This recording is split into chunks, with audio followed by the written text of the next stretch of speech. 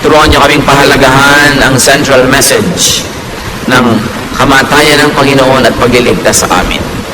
Teach us, Lord, what's truly important. Use your servant as your instrument. Be the speaker. Katotohanan niyo lang ang aming marinig. Kayo po ang maging tunay na tagapangaral. Ilayo niyo kami, Panginoon, sa mga tukso. Palakasin ang aming katawan at ngayon, palusugin niyo ang aming espiritu. Sa ngalan ng iyong anak na si Jesus, ang aming Panginoon at tagapagligtas, dumadalangin kami humihiling ng karunungan. Matthew 23, 1-3. Jesus said to the crowds and to his disciples, "The Pharisees and the teachers of the law are experts in the law of Moses. So obey everything they teach you, but don't do as they do. After all, they say one thing and do something else." Napakalinaw po ng mga sunod-sunod na ito na katuruan ng Panginoon. Ipinapakita niya yung mga kawalang kabuluhan ng pagsunod sa maraming mga itinuturo ng mga religious leaders nung kanyang panahon. The dominant religious leaders, according to Jesus, did not walk their talk. At sabi ni Jesus, listen only to the content of their teachings. Do not imitate their behavior. Matthew 23, verse 4. They pile up burdens on people's shoulders and won't lift a finger to help. Ang inaatupag daw ng mga religious leaders ay pabigatin, pahirapin ang buhay ng mga mananampalataya. Religious burdens, and of course he was referring to the many needless laws of religion, practices, and traditions of the people. They were needless and outdated practices and props. Outward looks, outward attire, clothes, length of hair, all those kind of things that have become big deal to the religious people. The Lord was saying now, mga unnecessary topics and issues pampabigat sa buhay. At kung nangyari yan noon, this still can happen today. Religious laws and policies, practices and standards that make life difficult, that complicate life. We join church para gumaan ang buhay, para sumaya, tumahimik, pumanatag, magpasaya ng kapwa, magtulungan, sabay-sabay maghanap sa Diyos, to be accountable to God personally for our personal shortcomings and sins, and to be accountable to the congregation only for the things that directly affect them as we do things. Na hindi business ng mga taong kalkalin o riratin ng mga lihim na buhay ng kapwa-member, ibunyag at usigin ng mga ito. Ang mga personal na bagay na ginagawa na isang tao ay pananagutan niya personal sa Diyos. Nananagot lang tayo publicly kung ang ginagawa natin publicly and directly affect people's lives in a negative way. Pero ang nangyari sa mga tao na pupunta sa temple, sa synagogue at ngayon sa church, nilalagay sila sa ilalim ng microscope, laging sinusuri, pinupulis, binabantayan, at ibinubunyag, ipinapahiya, pinagchichismisan, pinagpepiestahan. Bakit ka pa nag-church kung ganun din lang ang mapapala mo? Kaya ang gusto ng Panginoon, ituwid ang napakarami mga kalikuan at tumigasan ng tumigas sa pagtagal ng panahon. Dumating siya upang ituwid ang maraming mga bagay na nagpapahirap sa mga taong lumapit sa Diyos at maging makadiyos. Halimbawa, nung ang mga mananampalatayang Hudyo ay naging mga Kristiyano, at meron naman mga Gentile people na naging Christian din, gusto na naman silang pahirapan ng mga Jewish Christians. Acts 15, 3-5. The men who were sent by the church went through Phoenicia and Samaria, telling how the Gentiles had turned to God. This news made the Lord's followers very happy. When the men arrived in Jerusalem, they were welcomed by the church, including the apostles and the leaders. They told them everything God had helped them do, but some Pharisees had become followers of the Lord. They stood up and said, Gentiles who have faith in the Lord Jesus must be circumcised and told to obey the law of Moses. So yung mga Pharisees na dating mga sobrang relihiyoso nagpapahirap sa kapwa nila Jew, naging mga Christian yung iba. At ngayon, ini-import nila into Christianity yung mga dating kaugalian ng Judaism na nagpahirap nga sa kanila noon. Kaya sabi nila, tuwang-tuwa kayo na naging mga Kristiyano yung mga Gentile. Nagpatuloy na ba sila? Kailangan i-circumcise sila kahit matatanda na sila kasi yan ang requirement ni Moses. There's a problem here. What these Christians now were doing was to accept Jesus and the religious cultural baggage of the messenger. So sabi nila, hindi lang si Jesus na dala-dala natin ang dapat nilang tanggapin, ang atin di mga dati ng mga kaugalian, bago pa dumating yung si Jesus, kailangan tanggapin din nila. Acts 15, 6-9. The apostles and church leaders met to discuss this problem about Gentiles. They had talked it over for a long time when Peter got up and said, "My friends, you know that God decided long ago to let me be the one from your group to preach the good news to the Gentiles. God did this so that they would hear and obey Him. He knows what's in everyone's heart. And He showed that He had chosen the Gentiles when He gave them the Holy Spirit, just as He had given His Spirit to us. God treated them in the same way that He treated us. They put their faith in Him, and He made their hearts pure." Nilinaw ni Pedro, ako ang tinuruan at inatasan ng Panginoon na unang magturo sa mga Gentiles. At nakita natin, nasaksihan ko at sinabi ko na sa inyo, kung paano tayo minahal ng Diyos, ganun din lang minahal ng mga Gentiles. Yung binigay sa atin na speaking in tongues, binigay din sa kanila. Yung baptism of the Holy Spirit, binigay din sa kanila. So, ginawa ng Panginoon yon, at dahil sa pananalig ng mga Gentiles na ito, ang puso nila ay nilinis. Anong naganap dito? Napakahalaga mga kapatid. They meet and discuss the matter because the matter was not covered by Scripture nor by precedent. May naganap at nagaganap sa kanilang pananalig na hindi covered ng mga dati na nilang Scriptures kasi walang ganong nangyari noong unang panahon. Gentiles becoming believers. So, wala silang mapagbasihan na verse kung paano sila makikidil. So, nag-meeting sila at pinaandar nila ang kanilang God-given intelligence. Pinaandar nila yung principle of love, principle of acceptance ni Jesus, at nakaformulate sila kung anong dapat gawin dahil nga wala silang verse na pwede pagbasihan. So, pinagana nila ang kanilang intelligence. Now, the believers would not be tied down and limited by their existing and old scriptures because it did not cover this new kind of occurrence. Experience and reason would be used to tackle current issues. At sa pagpapatuloy ng naganap, Acts 15, 10-11, "Now why are you trying to make God angry by placing a heavy burden on these followers? This burden was too heavy for our ancestors, but our Lord Jesus was kind to us, and we are saved by faith in Him, just as the Gentiles are." So here, the leaders who are enlightened were trying to make it clear that they were saved by faith, not by circumcision. Therefore, the Gentiles are also saved by faith, not by circumcision. So why require such a surgical procedure to men who are already quite of age? So Peter and the group could count the matter as needless and an irrelevant burden. Hindi na kailangan yan, pampabigat lang yan ang buhay at pampahirap sa mga tao para lumapit sa Diyos. Acts 15:19, "And so my friends, I don't think we should place burdens on the Gentiles who are turning to God." Conclusion, let us not turn them into Jewish Christians. Being Gentile Christians would do. Hindi na kailangan na sila ay culturally gawin nating Hudyo.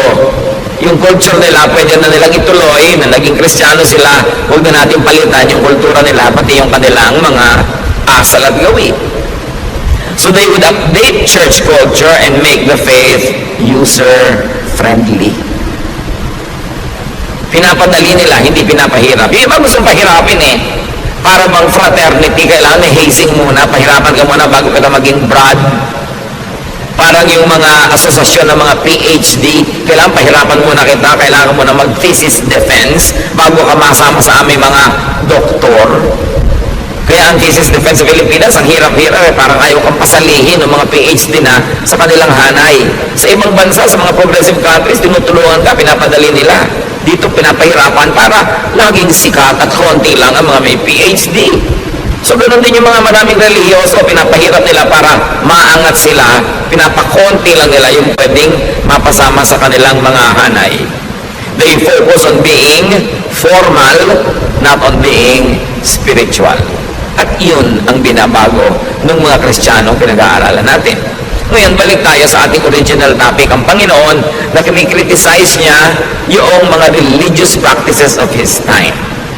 Ginawa lang natin halimbawa yung naging bunga ng mga Jewish Christians na gusto gawing Jewish din yung mga Gentiles. Matthew 23 verse 5. Sabi ng Panginoon tungkol sa mga religious leaders, everything they do is just to show off in front of others. Puro lang sila pagpapa-impress. Puro lang sila pag-create ng impression na ako banal, ako mahigpit, hindi pwede sa akin yan, hindi ko papalampasin yan kasi ako maka-Diyos. So this show is about me being holier than you. Habang ibinaba ng Panginoon sa mga tao yung katuruan, itinataas uli ng mga naging bagong Kristiyano para mahirapan na naman yung iba at huwag maabot, para sila lala nakakaabot at sikat sila. Matthew 23, 13 to 15. You Pharisees and teachers of the law of Moses are in for trouble. Jesus continues. You're nothing but show-offs. You lock people out of the kingdom of heaven. You won't go in yourselves, and you keep others from going in. You Pharisees and teachers of the law of Moses are in for trouble. You're nothing but show-offs. You travel over land and sea to win one follower, and when you have done so, you make the person twice as fit for hell as you are. Ang mga pinakamababagsik na salita ng Panginoon ay hindi niya binitawan sa mga tinatawag na sinners.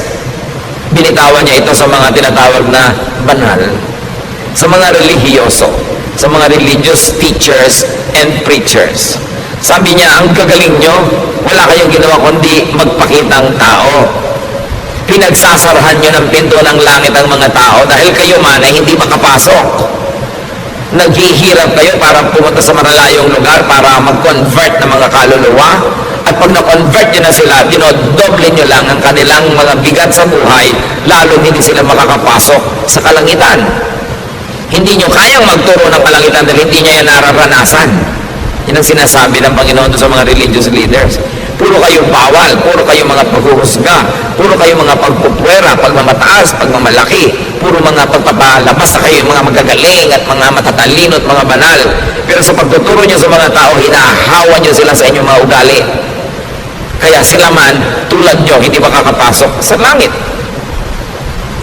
Teachers could, according to Jesus, lock people out of the kingdom of heaven by showing them the wrong door, the door of ritual and other non-essentials,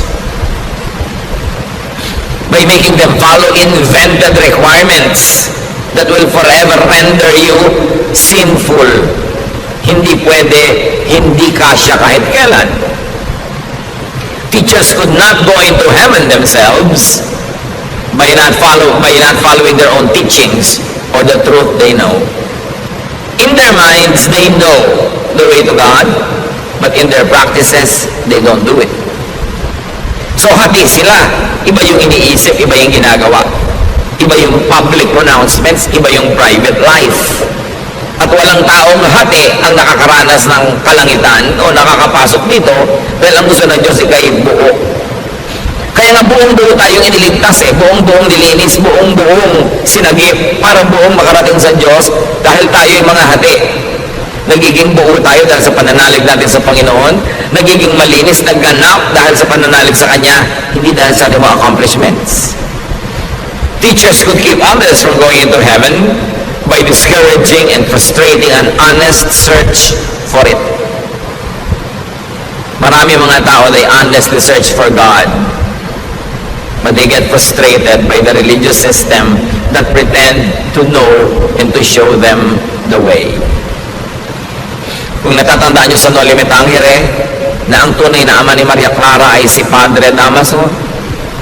At nung si Maria Clara ay nalito, na saktan, nawala ng gana sa buhay, sabi niya siya ay magmamongha, siya ay magmamadre, para hanapin niya ang Diyos. At sino ang kauna-unahang sumalungat at sobrang ipinagluksa yung desisyon na yon? Yung tatay niya na pare na si Padre Damaso. Sabi niya, huwag, hindi mo alam ang sinasabi mo, hindi mo alam ang susungin mo. Dahil kung merong nakakaalam kung saan patungo ang mga religious teachings, dapat religious leaders. Ang problema, maraming religious leaders, alam naman nila na yung kanilang mga ipinagtuturo ay walang kakauwian, na kapayapaan, katahimikan, pero yung pa rin publicly ang pinipilit nilang ituro para magmukha silang banal. Napakahalaga na magkaroon ka ng personal search for God. And we allow people to search for God in a personal way. We don't dictate to them how to search for God. We only help them open the door, find the way, give them the options, teach them, inform them about the Word of God, and then let them seek God. At kung ang mga tao ay nagkakamali, nagkakasala sa Diyos, it's a personal matter between God and the person. It's not for the congregation to feast on and to judge on. Kasi marami mga churches, naging parang mga korte suprema, naging parang mga hukuman, ginajudge ang bawat isa. Walang ganun itinuro ang Panginoon, inimbento lang yun ng relihiyon. Ginagawa na yun nung araw na ang Panginoong Jesus ay nagtuturo at yun ang kanyang sinalungat. Tapos ipinagpatuloy pa ng mga Kristiyano later on yung ganong tradisyon na nililitis ang kapwa, hinuhusgahan. Kaya tuloy ang mga tao na pipilitan maging hipokrita at hipokrita, itinatago ang mga problema nila sa buhay sa takot na sila ilitisin ng simbahan. Maraming nilitis ang simbahan sa panahon, sa history. Meron pa mga tinaguri ang mga mangkukulam, sinusunog talaga literal yung mga katawan ng mga yon. Naging court ang church imbes naging kanlungan ng mga kaluluwang nahihirapan at humihingi ng ginhawa. Sa pagpapatuloy, Matthew 23:16-22, the Lord continues, "You are in for trouble. You are supposed to lead others, but you are blind. You teach that it doesn't matter if a person swears by the temple, but you say that it does matter if someone swears by the gold in the temple. You blind fools! Which is greater, the gold or the temple that makes the gold sacred?" May mga particular practices nung panahon na yun na tinuligsa ang Panginoon. Yung sobrang pagiging mahilig ng mga religious leaders sa pera. Love for money, power, and honor, misguided zealousness could blind religious teachers. Kaya ito ay tinuligsa ng Panginoon na huwag mong kikilingin yung tao dahil mas mayaman, dahil mas malaki yung donation. At yung mga religious leaders, huwag mag-agawan, magbangayan, agawan mga member mayaman, ng mga donor. Nung pa man, kinikriticize sa'yo ng Panginoon. Kaya hanggang ngayon, challenge pa yan sa maraming mananampalataya. Matthew 23:23-24. You Pharisees and teachers are show-offs, and you're in for trouble. You give a tenth of the spices from your garden, such as mint, dill, and cumin. Yet, you neglect the more important matters of the law, such as justice, mercy, and faithfulness.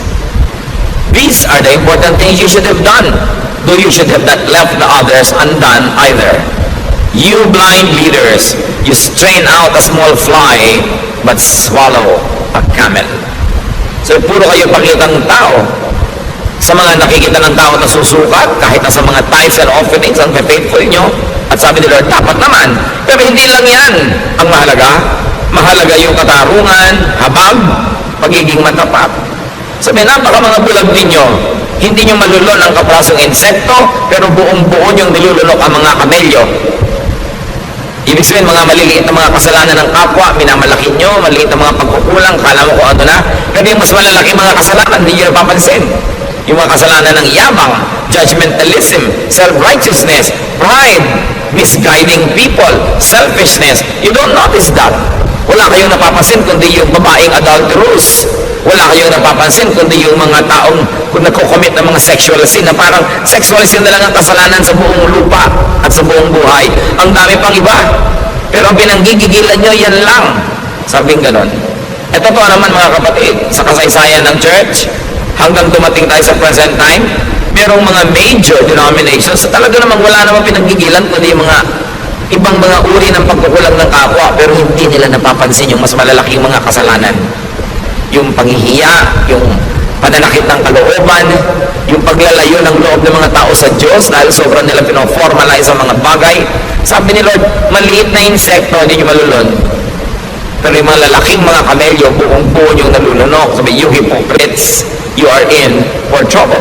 You are majors of minors, specialists of non-essentials. Ang laki-laking issue sa inyo kung anong Bible version ang babasahin. May version pang kaisa-isang tama at lahat na ibang version hindi na. Saka naman nakakita ng ganon. E paano bago na-imprenta yung version na yan? Di wala palang totoong Word of God. Sobra kayo nagmamalaki ng mga issue. Pinapalaki nyo ang loob, pinapayabang nyo ang inyong mga member na tayo ang tama, wala nang iba. Ang version na binabasa natin ang tama, yung kanila wrong. Tayo lang ang saved, sila hindi. Tayo lang ang papakasalan ni Kristo, sila audience. Sabi, binubulag nyo ang mga tao para maging mayabang na member ng inyong kongregasyon. Na kami lang ang tama.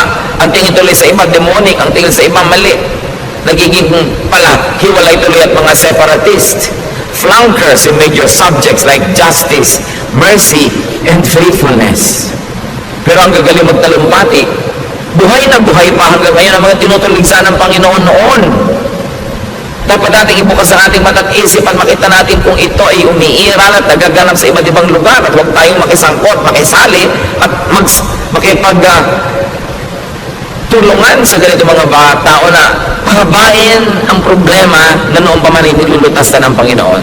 Self-righteousness, religious separatism, judgmentalism, pagbungkal at pag-ungkat sa mga lihim na buhay ng mga tao. Tulad ng babae who was caught in adultery. Alam naman, she was committing adultery in the streets. She probably was doing it in her own home, in her own house. And then people entered that house and dragged her out. Nung dinala sa Panginoon, gusto nilang batuhin. Hindi naman ipinabato ng Panginoon. Sabi lang niya, o sige, yun na lang perfect sa inyo, yung walang kasalanan, magsimula nang bumato. Although it was required by the law of Moses to kill that woman by stoning her. But the Lord said, di ba? Sabi ni Lord, I am the light of the world. Kaya ako dumating para tapunan ng liwanag yung mga religious baggage ninyo na ginagawa kayong mga malulupit sa kapwa. Akala nyo kinakatuwa ng Diyos. Tuwang-tuwa kayo, pinagbubunyi ninyo na pagpiestahan ng mga kasalanan ng iba para yung mga kasalanan nyo ang huwag matingnan. Binovolunteer nyo na lang na lahat magtinginan sa kasalanan ng iba. Sabi, hindi ganyan. And so nobody dared to stone that woman because nobody was qualified. Alam nyo ang ginawa ni Lord na qualification to judge? Perfection. Sabi niya, o sige, sabi pala ng law of Moses, babatuhin ang babaeng makasalanan. Batuhin na, mauna na lang yung walang kasalanan. Wala naman nangahas because nobody was perfect. Mga kapatid ko, hindi kayo perfect, stop judging others.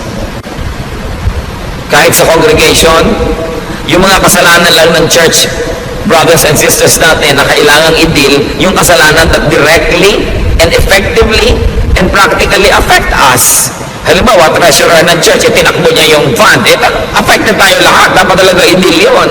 Pero anong pakialam niyo kung sinong ka-date niya kahapon? That's between her and God. No? Anong pakialam niyo kung anong nakaraan niya? That's already charged to the cross. Anong pakialam natin sa private lives sa mga tao hanggat hindi tayo directly affected in a practical way? Yan ay tinuturo ng Panginoon. Anong pakialam niyo dito sa babaeng ito? It's between her and God. Dahil kung talagang gusto ng Lord na papatayin yung babaeng yon at sundin yung batas ni Moses, ba't di niya pinabato? At kung babatuhin din lang pala yung babae, ba't pa dumating ang Panginoon sa mundo para tayo iligtas? Para tayo patawarin at linisin? Hindi lang tayo inililigtas sa impyerno at sa mga impakto. Inililigtas din tayo sa mga relihiyosong sobrang makialam sa buhay ng kapwa na gusto nilang parusahan yung mga taong gumagawa ng mga private sins. Kung gusto mo maging banal, magpakabanal ka. That's good. That's best. That's commendable. Pero huwag mong sukatin yung kapwa mo sa iyong pamantayan. Huwag mong pilitin yung kapwa mo na maging kasing banal mo. Your life is your business before God. At pag tinanggal mo yun sa iyong ugali, sasaya ang church. Hindi para konsintihin natin ang isa sa mga kamalian. But you always say, God is not yet finished working on this person. Kung ang mga kasalanan niya ay napaka-private, bakit ko kakalkalin? Ang iintindihin ko yung kasalanan ko, yung kalinisan ko before God. And I will pray for the person. I will give counsel kung hinihingi niya. Bibigyan ko ng payo kung hinihingi niya. Bibigyan ko siya lagi ng inspirasyon, ng magandang halimbawa sa pamamagitan ng buhay ko. But I will not lecture. I will not judge. At hindi ko siya ititiwalag dahil lang kulang siya. Dahil pag lahat ng kulang tiniwalag, walang matitira. Gusto ni Lord ituwid yung religious customs ng mga tao. Na kumbaga pag religyoso ka, nakakasakal kang kasama, ang hirap-hirap mong kasama sa buhay dahil bantay ka ng bantay ng kasalanan ng iba. Lagi kang may points, may scoreboard. That's what the Lord wanted. Sabi niya, I came that you might have peace. Sabi niya, don't worry, I have overcome the world. Your sins are charged to me, and I am the judge. Don't judge each other. I will judge. Ngayon, kung kayo yung babae na nagkulang at nagkamali, hindi niyo ba ikakatuwa na ang Panginoon ang judge? Gusto niyo ba na yung mga churchmate nyo ang judge? At kung hindi nyo gusto na i-judge kayo ng churchmates, don't judge your churchmates. Let Jesus judge them. And up to now, Jesus is still Savior, not yet a judge. So bakit natin siya uunahan? Now, religious fanatics could be unjust, merciless, uncaring, and cruel because they kill the opposition or the competition. May mga congregation naman kaya mahigpit, marketing lang nila yon para i-market nila ang sarili nila, maka-Diyos, godly, mahigpit. So sabi kayo mag-member ho dyan sa mga maluluwag na yan, walang mangyayari sa buhay nyo. Pero subukan nyo mag-member doon sa ganun kahihigpit. Subukan nyo lang. Maglingkod kayo ng 20-30 taon. Tama ang hairstyle nyo, yung gupit nyo, yung haba. Tama ang headline na inyong damit. Tama ang lahat ng ginagawa nyo. Subukan nyo magkamali after 20 years ng paglilingkod. Sisipain nila kayo. Promise. Tatanggalin nila kayo, ititiwalag nila kayo, kakalimutan nilang kapatid nila kayo. Alam niyo, ang pinakamakalimot, mabilis makalimot ng magandang pinagsamahan, mga Kristiyanong mahihigpit. Ang tagal-tagal mong brother and sister in the Lord, subukan mong madapa, magkamali, kauna-unahan silang lalapa sa'yo. Mahirap sila mga kaibigan, kasi you're only a friend as far as you are holy. Pag nagkamali ka na, hindi na. Eh, mabuti ng mabuti kung kaya mo maging holy 100% of the time. Kaya iba, nagpe-pretend tuloy, nagpapanggap sa takot na matiwalag, sa takot na mapagpiyastahan, mabulletin board, mapulpito, maipahiya. Religious fanatics could be unjust because they think that killing for religion pleases God. Katulad nun, yung mga tao, papatayin nila yung babae. Imagine a person that you will stone to death. Siyempre, hindi naman patay agad yun, mangingisay-ngisay pa, bubula pa ang bibig, dudugo, magkakapasa-pasa, bato ka pa ng bato. Anong tigas ng puso ang pwedeng meron ka para gawin yon? At bakit mo sasabihin galing sa relihiyon o galing sa Diyos yung tigas ng puso na yon? Lima na lamang, you were brainwashed by religion to think that God is pleased when you kill somebody because that somebody fell short of God's glory. But you can kill somebody in many ways. Hindi mo na kailangan batuhin ng tao. Pag chismisan nyo lang, is a kind of murder. Pinapatay mo yung kanyang reputasyon, pinapatay mo yung kanyang happiness, yung kanyang peace, yung kanyang pag-asa. Yung i-judge mo ang isang tao is a form of killing. That's why Jesus said, sige, bumato na lang yung walang kasalanan. In effect, He said, walang pwedeng bumato. Ako lang. At hindi ko binabato ang babaeng ito. So wala kayong karapatang mambato. Teachings can sometimes treat people only as executors and tools of religious doctrine, not as beneficiaries. Nandiyan ka lang dahil kasangkapan, gagamitin, maglilingkod ka, pero oras na ikaw na nangailangan at nagkamali at kinapos ng kamaluwalhatian, isusuka ka na para kang isang basura. You know? Yan ang kinikritas ng Panginoon. Religions that are big on small things, but are small on the big things that matter. Kaya tingnan ang ugali at ang asal ng isang tao, hindi kung anong version ng Bible ang binabasa niya. Tingnan yung climate ng pagmamahalan, pagsasamahan sa isang kapatiran, hindi kung ano yung uri ng mga kantang kinakanta nila o kung gaano kahaba kanila mga palda at buhok. Yan ay sinusukat sa ugali, sa pagkatao, sa epekto sa iyo ng pag-aaral ng salita ng Diyos. Matthew 23:25 to 28. You Pharisees and teachers are show-offs, and you're in for trouble. Jesus continues. You wash the outside of your cups and dishes, while inside there is nothing but greed and selfishness. You blind Pharisee, first clean the inside of a cup, and then the outside will also be clean. You Pharisees and teachers are in for trouble. You are nothing but show-offs. You're like tombs that have been whitewashed. On the outside you are beautiful, but inside they are full of bones and filth. That's what you are like. Outside you look good, but inside you are evil and only pretend to be good. Can you imagine these words coming out of the mouth of the Son of God? Sabi, akala nyo ang gaganda nyo, ang lilinis nyo, ang gaganda ng costume nyo. Tama-tama mga haircut nyo, ang inyong mga style, pero mga bulok kayo sa inyong mga kalooban. Dahil puro pakitang tao lang ang inyong reliyon. Hindi kayo marunong magmahal, hindi kayo marunong umibig. Napakalulupit ninyo sa mga taong itinuturing ninyong kulang sa kabanalan. So there's form more than substance. There's appearance more than truth. Therefore, it results in internal division, disunity, discord, and oneness. Therefore, there will be no heaven in such people's lives.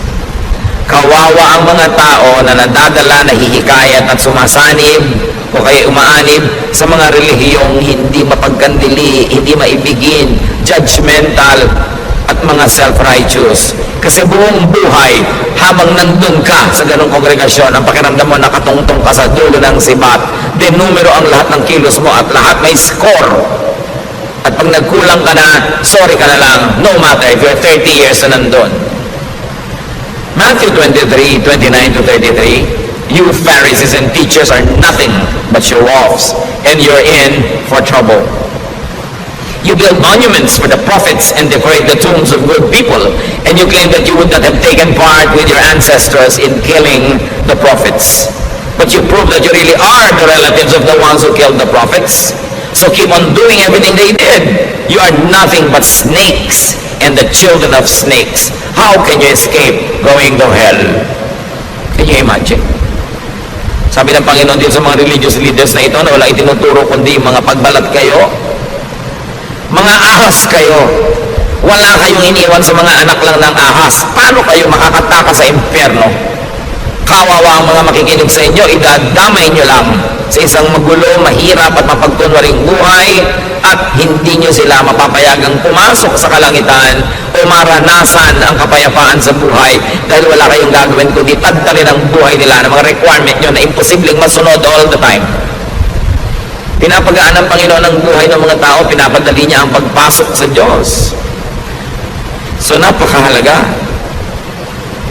Prophets teach people new applications of old truths. Kasi sabi, you kill the prophets. Sasabihin niyo pa ngayon, kung nabuhay kayo noong unang panahon, hindi kayo sasama sa pagpatay sa mga propeta ng Israel. Pero sabi niya, sa asal niyo, halata-halata, mga apo kayo ng mga pumatay sa mga propeta. Kasi pareho kayo na ugali. Alam niyo po, napakaraming propeta sa Israel, pinatay ng mga Israelites sa isang malagim na mga paraan. Sari-saring mga pahirap ang inabot ng mga propeta. Akala nyo ba laging ikinalang ang mga propeta? Pinapatay ng taong bayan sa pangunguna ng religious leaders. Why? Because prophets teach the people new applications of old truths.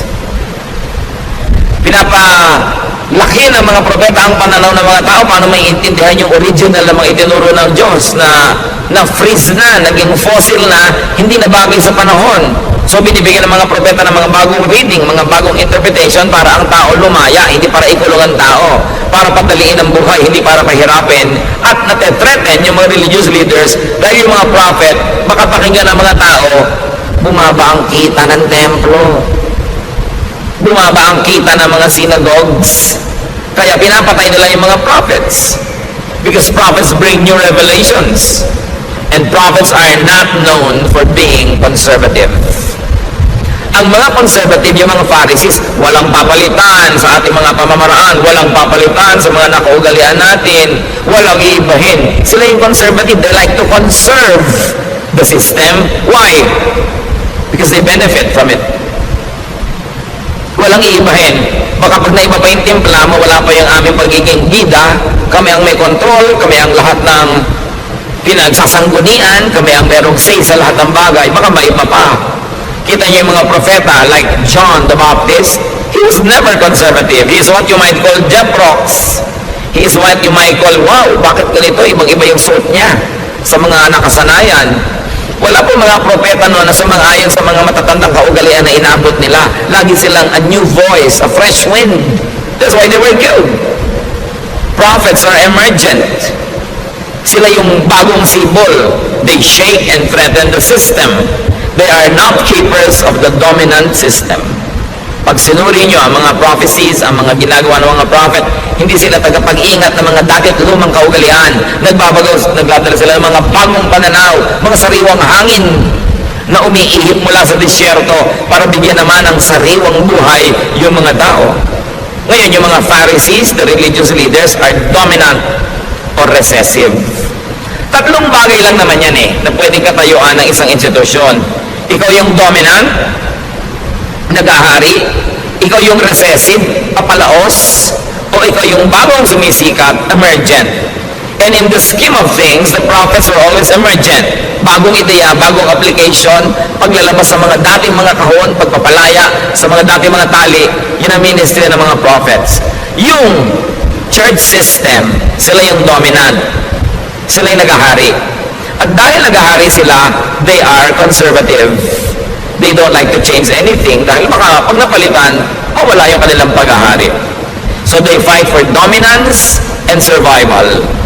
Kaya kung may mga dalawa o tatlong mga dominant group, sila yung naglalaban-labanan kasi ang tingin nila sa mga kaluluwa, market, agawan ng kliyente at customer. At hanggang ngayon, nangyayari yan mga kapatid. Kompetisyon ng mga denominasyon, kompetisyon ng mga relihiyon, paramihan ng member, paramihan ng donor, at walang papalitan dahil nakikinabang yung mga nakaupo at nakaluklok sa present system. The Lord Jesus Christ would never be identified with conservatives. When the Lord Jesus Christ was born, napaka-unconservative ng paraan siyang naipanganak. Napaka-kakaiba, new, revolutionary. At ang mga katuruan niya, napaka-revolutionary. Kung sino yung mga makasalanan, doon siya nakisalamuha. Kung sino yung mga relihiyoso, doon siya umiwas sa pakisalamuha. Kung sino yung mga tinuturing ng mga latak ng lipunan, mga walang sinabi, walang pinag-aralan, yun ang ginawa niya mga disciples. Hindi siya conservative, ever. And I will never be glad to be called a conservative. Kasi lahat ng mga pagbabago sa mundo, sa technology, sa kabihasnan, maging sa espiritualidad, it was always brought about by the new wind of new prophets. Yung reinvention of old truths so that now the people will benefit from it and the people will not be enslaved having to follow a system that no longer works. Nagpapalaya, nagpapalaki ng isip, nagpapaluwag ng buhay, nagpapaluwag ng hininga. Yung mga conservative nagtatali, nagagapos, nagkukulong dahil nakikinabang sila na sila lang yung nangunguna. Matthew 23, 34-36. Sa pagpapatuloy ng Panginoong Jesus, I will send prophets and wise people and experts in the law of Moses to you. So future tense pa, sabi ng Panginoon Jesus, padadalan ko kayo ng mga propeta, padadalan ko kayo ng mga matatalinong tao, yung mga tunay na magpapalaya sa inyo, but you will kill them or nail them to a cross or beat them in your meeting places or chase them from town to town. That's why you will be held guilty for the murder of every good person. I can promise you that people living today will be punished for all these things. Sabi niya, alam nyo, padadalan ko pa kayo ng mga magtuturo pa sa inyo, mga bagong ideya, nakakapagpalaya, nakakapagpaluwag ng buhay. Pero alam nyo gagawin nyo? Uusigin ninyo. Babantaan ninyo. Labelan nyo na kung ano-ano mga labels na tawagin yung mga demonic, evil, etc. etc. At papatayin nyo kung pwede pa. Sabi nyo, mananagot kayong lahat sa ganyang mga gagawin ninyo. May mga nagtatanong, meron po ba mga prophets ngayon? Why not? Sabi nga ni Lord, I will send by future tense pa. Those who insist na wala na, they only probably want to control your thought para sa kanila na lang kayo makinig at hindi na sa iba pa. Pero siyempre, kung meron mga ipapadalang mga totoo, lalo namang marami pinapadala si Taning ng mga false. Kaya dapat sinusuri. Sabi ni Lord, you will know them by their fruits. Tingnan yung bunga. Ano ba yung tunay na bunga ng isang guro? Hindi lang yung nangyayari sa buhay niya, mga kapatid ha. Yung nangyayari sa buhay nyo dahil nakikinig kayo sa kanya. Yun ang bunga. Lumuluwag ba yung buhay nyo? Nagiging mas mahal nyo ba ang Diyos? Mahal nyo ang inyong kapwa? Mas nakakalaya ba kayo? Pero hindi kayo kinukonsente sa kamalian? Pero hindi naman kayo hinuhusgahan? Hindi kayo binapahiya, binubulgar? Ano nangyayari sa buhay nyo? Kayo ang bunga. Kaya kayong makakalam, good teacher ba, good church ba, good congregation ba, tingnan mo sarili mo, anong nangyari sa akin mula nung nakinig ako dyan. Yun ang bunga. Hindi, ay ang ganda ng bunga niya kasi tama ang gupit, maiksi ang buhok, malinis ang kuko, laging ganito ang suot. Hindi bunga yun, costume yun. Ang bunga is, how are you affected by the teaching? Because you are the fruit. So ang tanong, may mga Pharisees pa ba ngayon? Natural, marami. At ayaw nila sa mga false prophets. And listen, ayaw din nila sa genuine prophets. Kasi gusto nila, sila lang ang papakinggan. Sila lang ang hinirang ng Panginoon. Ang version lang nila ng Bible ang tama. Ang teaching lang nila ang totoo. Ang church lang nila ang i-honor ni Lord. Maniniwala pa ba kayo sa mga panahon na ito sa ganyan mga kagilagilalas na kasinungalingan? Marketing yan. Gusto nila, sila lang ang ligtas, sila lang ang totoo, sila lang ang tama. Be careful with people that say sila lang ang tama at ligtas at wala nang iba. Yan ang talagang mark, pinakamalaking mark ng kulto. Yung salohin mo ang Diyos, sa'yo lang sila, wala na sa iba. Tatakutin mo yung member mo, kahit gusto na umalis ka sa amin, matatagal ang kaligtasan mo. Hello. Dapat mag-isip na mga tao, tapos na ang panahon ng kamangmangan. Ang Biblia ay nababasa na ng lahat ng tao. Napakarami na natin pwedeng malaman kahit na hindi ka mag-Bible school sa mga internet. Although hindi mo papaniwalaan lahat na mabasa mo dahil kahit mga sinungaling nakakapag-post doon. Pero marami ng accessible knowledge, hindi na solo ng mga experts.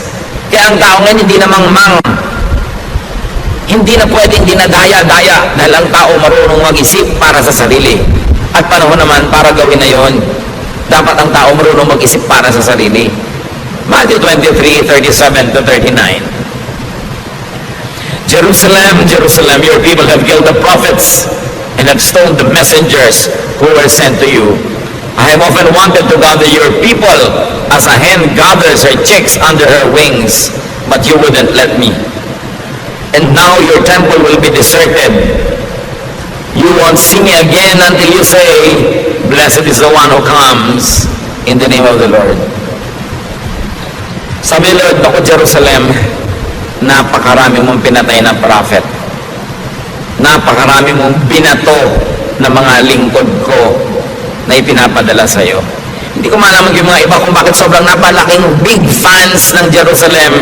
Samantalang si Lord mismo nagsasabi, Jerusalem, napakarami mong kasalanan. Napakarami mong pinatay na matutuwid na tao. At hindi ba, si Jesus na nga ang kauna-unahang ipinako doon. Yung iba naman parang sobrang nagpapatira pa sa paanan ng mga Hudyo. Nakakala mo yung mga Hudyo, ang mga anghel sa langit. Pare-pareho lang nila tayong tao, pare-pareho lang tayong mahal ng Diyos, pare-pareho lang tayong ililigtas ang Panginoon. At hindi ka dapat nagpapatira pa sa lahi, dahil lang yun ang lahi niya, dahil siya ay Jew, dahil siya taga-Israel. Sabi nga ng Panginoon, naku, napakarami mong pinatay Jerusalem. Napakarami mong atraso sa langit. Ang dami mo yung iniligaw. Hindi naman natin, syempre, magkakaroon tayo ng negative feelings sa mga taga-roon, pero huwag ka namang magpa-atsoy at magpa-atsoy sa kanila dahil lang Diyos sila. Pare-pareho tayong anak ng Diyos at iniligtas ng dugo ni Kristo. Dapat may dignity ka rin sa iyong racial identity. Hindi talaga mo isinus.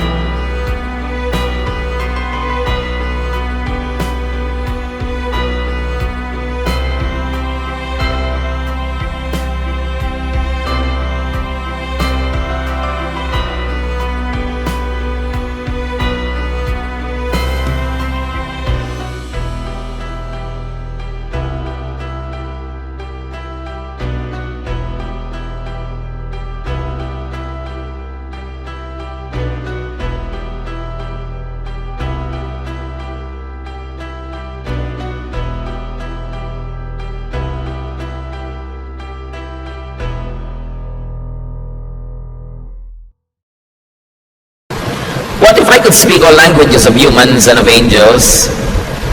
If I did not love others, I would be nothing more than a noisy gong. or a clanging cymbals. Sabi, ano ngayon, kung marunong ako mag-speaking in tongues na minamalaki nung araw sa Corinthians yan, sabi ko, hindi ako maibigin, baliwala yan. Para lang akong ingay na walang katuturan. Sabi niya, of course, others there, if I do not love others, others means the other. Yung hindi ikaw, yung hindi mo kamukha, yung hindi mo kagrupo. Loving the other. Love others. Without love, religious eloquence is meaningless. 1 Corinthians 13:2. What if I could prophesy and understand all secrets and all knowledge? And what if I had faith that moved mountains? I would be nothing unless I loved others. So all the seminary education, all the PhDs, all the experience in ministry, without love, prophecy, knowledge, and faith are meaningless. Love pa rin. Hindi nyo hinahanap yung strict church ba ito? Doctrinal ba ito? Ang hahanapin nyo, loving church ba? At ang dadalhin nyo sa church, love din. Kung gusto nyo maging loving yung climate, love ang dadalhin ninyo. Hindi yung mga kabaligtaran nito. We all contribute in creating a climate in the fellowship. 1 Corinthians 13:3. What if I gave away all that I owned and let myself be burned alive? I would gain nothing unless I loved others. Yung mga unloving churches, minamaliit, nililibak nila yung word na love. Pag sa kanila yung love, hippie yan, drug yan, drugista yan, yung mga ano yan, mga wala yan, mga pasaway yan. Sa kanila gano'n na ibig sabihin ng love eh. Minamaliit nila yung word na love. Akala nila yung love, yung pagiging careless, pagiging bangag, pagiging lasing. In-associate nila sa mga make love, not war, ng mga 1969, 1970. Iniiba nila para lang bulagin yung mga tao about the meaning of love. So ngayon, sabi, hindi kami loving, we are strict. But the point is, Jesus says the most important is love. And love does not mean maging hippie ka o maging drugista ka o maging careless ka o immoral. Huwag nating papababain ang ibig sabihin ng love. Love is understanding your fellow men, giving them time to grow and not judging them while you are continuously praying for them and helping them. That's what love is all about. Without real love for people, charity and sacrifice are nothing. So religious eloquence, religious brilliance, and religious giving are nothing when not done in love and for love of others. For what else could this be done? Halimbawa, charitable ka, eloquent ka, you could also do it for love of self, for self-promotion and self-preservation. 1 Corinthians 13:4-7. Love is kind and patient, never jealous, boastful, proud or rude. Love isn't selfish or quick-tempered. It doesn't keep a record of wrongs that others do. Love rejoices in the truth, but not in evil. Love is always supportive, loyal, hopeful, trusting. So love doesn't keep a record of wrongs that others do. Keep that in mind. Religious zeal, especially self-righteousness, judgmentalism, and congregationalism could oppose love. 1 Corinthians 13:8-10. Love never fails. Everyone who prophesies will stop. So mawawala ng halaga yung mga prophets at prophecies. And unknown languages will no longer be spoken. So mawawala din ang halaga yung mga speaking tongues na yan. All that we know will be forgotten. So all knowledge, katalinuhan, galing, mawawala.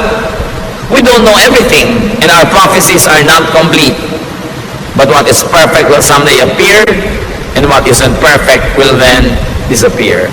So niyang konti-konti lang alam natin, huwag tayong magyabang. Pati prophecies natin hindi complete. Be careful of people who say they know everything. They know all the answers. They know all the doctrine. Sinungaling yun. Kasi sabi sa Bible, we don't know everything, and our prophecies are not complete. So ang isang tao talaga na responsable, na pwede pagkatiwalaan, yung tao nagsasabing, ako rin naghahanap pa. May mga iba na ako natagpuan, may nalaman na ako, pwede ko i-share sa'yo, pero iba hahanapin pa natin. I don't know all the answers. Be careful about people who pretend that they know, because they will mislead you. Now, love is perfect. Religiosity is imperfect and will stop. 1 Corinthians 13:11-12. When we were children, we thought and reasoned as children do.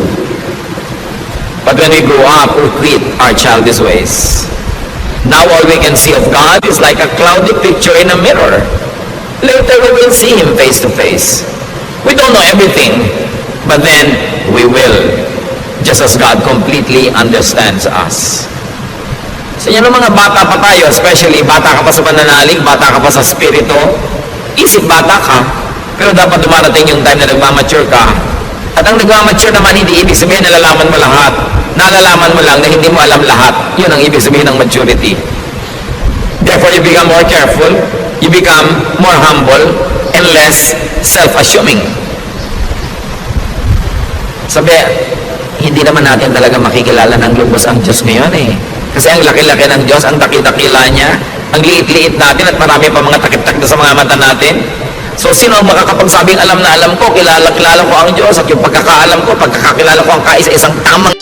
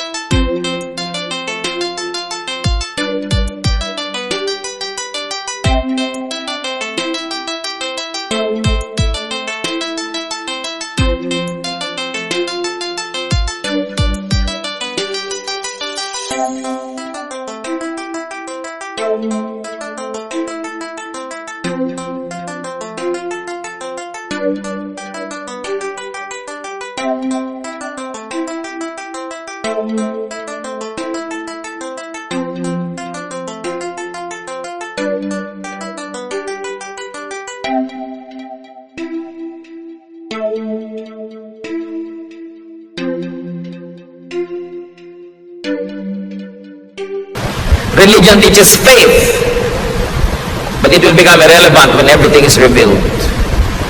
Religion teaches hope and expectations, but they will become irrelevant, they will be moot and academic when we are together with the Lord in eternity.